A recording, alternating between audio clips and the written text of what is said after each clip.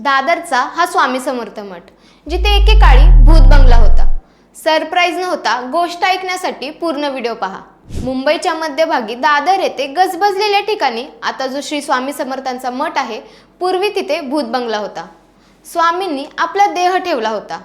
त्यानंतर बाळकृष्ण सुरतकर महाराजांना दृष्टांत झाला, ज्यामध्ये स्वामींनी त्यांना अक्कलकोटला बोलवलं आणि त्यामध्ये मी तुझ्यासाठी पादुका ठेवल्यात, त्या घेऊन जायला सांगितलं।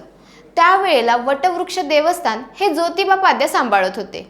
बाळकृष्ण महाराज जेव्हा तिकडे गेले तेव्हा ज्योतिबा यांनी स्वामींनी मला सुद्धा दृष्टांत दिल्याचं सांगितलं, ज्यामध्ये सुरतवरून एक ब्राह्मण येणार आहे असं सांगितलं, पण तिथे पादुका नव्हत्या।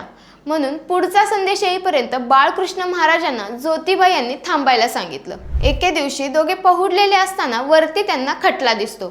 जेव्हा ते खाली उतरवतात तेव्हा तिथे खटला, लंगोट, स्वामींची काही वस्त्र आणि पादुका असतात।